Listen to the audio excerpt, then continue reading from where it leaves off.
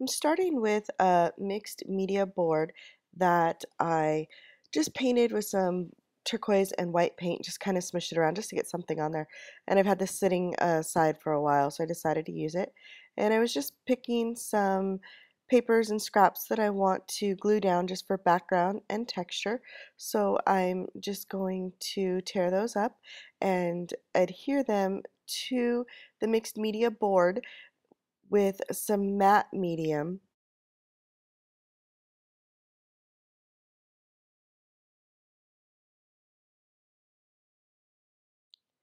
I am simply going to randomly adhere these with matte medium underneath and then a coat of the matte medium on top, and I'm just randomly placing these. These are just scrapbooking papers and some book pages, dictionary papers, uh, ledger paper, just random things. One of them's a little flower sketch that I drew on a piece of hotel stationery one time when I was on the phone at the hotel. And so just a lot of random things just going all over the page. This is mostly just to give it texture and to give me something in the background, just makes me feel better before I get started on a project.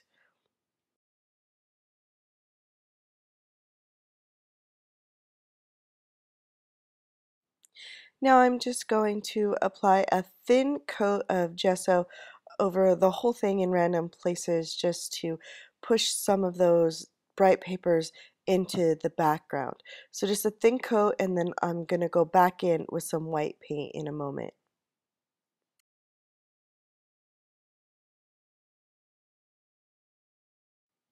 Now I'm just going back into some areas with some white paint on a brush and a towel just to make them a little bit more opaque. My layer of gesso was very thin and translucent, so most everything showed through. So here I just want some of the parts to be a little bit more covered with white, so I'm coming back in with the paint.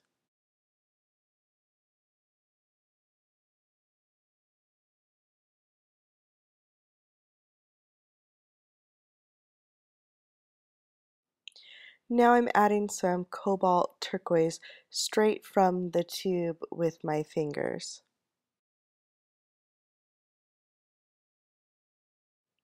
Now I'm going to use a little bit of water to help the paint move across the paper a little bit better.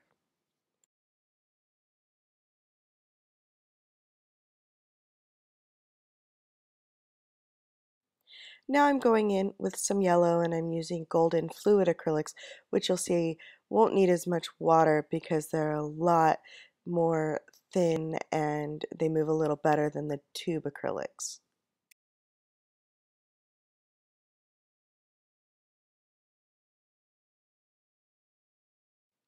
Now the product I'm applying now is a called Black Lava Gel, and it's basically a thin gel medium with black sand or grit. I'm not exactly sure what it's made out of in the gel. So I'm spreading it with a palette knife, and any of the white opaque that you can see going on there will dry 100% clear, and you'll be left with just the black grit, black sand on the page, which is really kind of just a neat texture element on the page.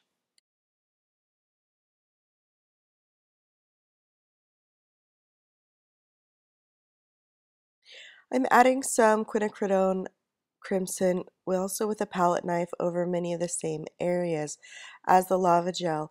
It is translucent, so you'll still see that grit coming through the red when it all dries. I cut a heart shape out of a dictionary page, and now I'm just going to apply it with some more of my matte medium.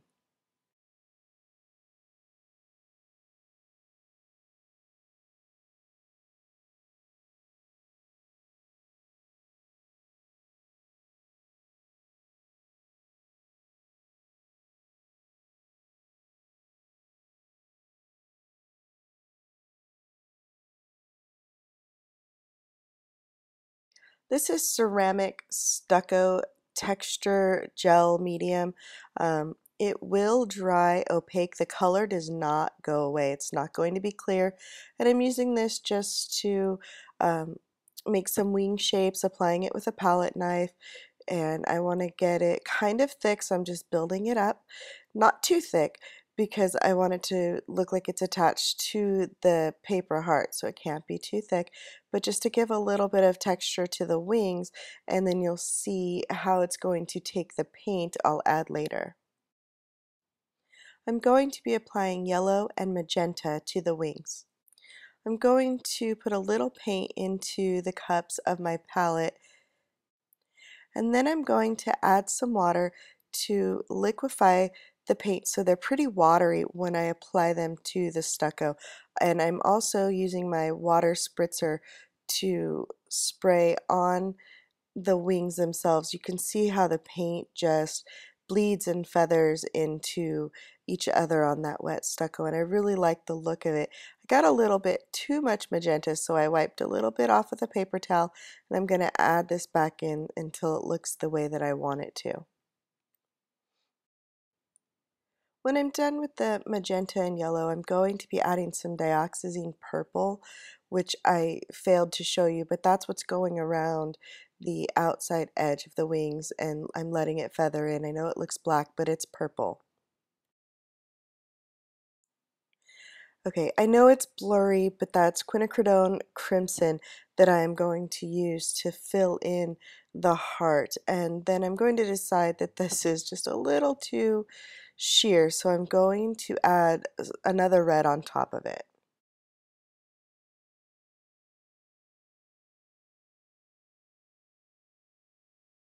I know this product is blurry too, but this is Pyrrole Crimson.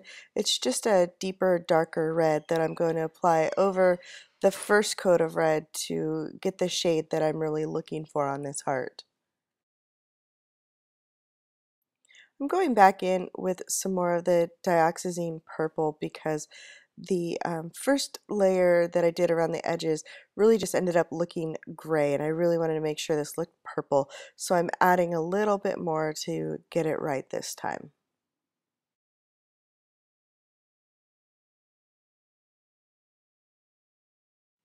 This next product that I'm using is a craft paint by Folk Art. It's called Extreme Glitter. Now it's going to go on white, and just like any of the gel mediums, it is going to dry crystal clear with just a ton of glitter. It is fantastic for doing fairy wings and angel wings, and obviously the wings on my heart here. Next, I'm going to be using my water-soluble oil pastels to draw around the heart. I'm using these because they're really, really creamy, and I can smudge them around with my finger and make it look really smudgy. I'll give you a close-up and show you what that's going to look like.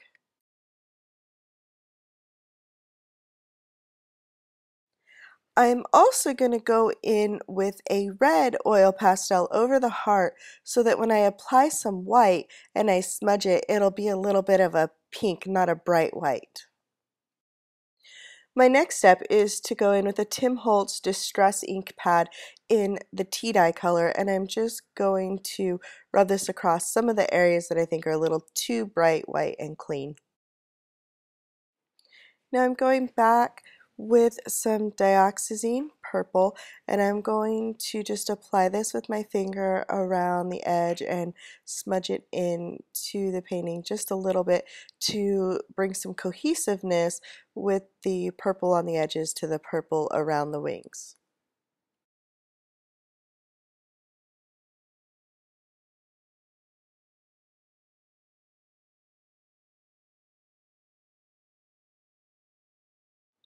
I'm going to cut up a quote that I printed out on my computer and adhere that to the heart using matte medium. You'll notice that some of the red oil pastel is going to come up and stain my paper as I glue it down, but that's okay because I'm going to add more color on top of that later.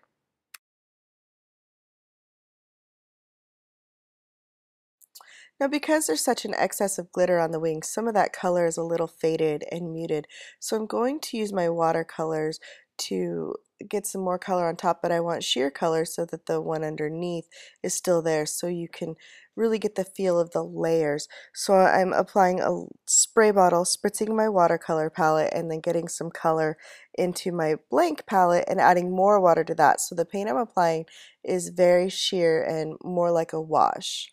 And I used purple and orange and a little bit of hot pink. Now I'm going to dry this thoroughly before I move on. And I decided this needed a little more purple, so I'm coming back in. Now I'm using extender with this. This is the same dioxazine purple. I'm using extender with it to make it a little bit more sheer and to help it move across a little bit more. I don't want to hide what's underneath of it by applying it too heavy or too dark, and I want to be able to smudge it a lot.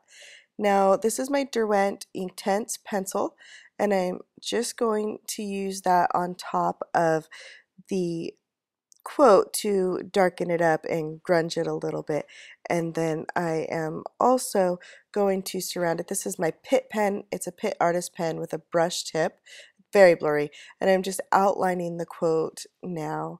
And then when I'm done with that, I'm going to go back in after it's a little bit dry and apply some more of the tea dye stamp ink on top of that. And that's about it. As a final touch, I'm going to go around the outside of the wings with my black oil pastel, just a little bit to define them. And this is really just around the very outside edge. I'm not covering up any of that purple, and I just thought that needed a little more definition, and there you have it. I'm done with this painting. I hope you liked it, and I'm so glad you watched, and please subscribe to my YouTube channel so that you don't miss out on any videos. Thank you.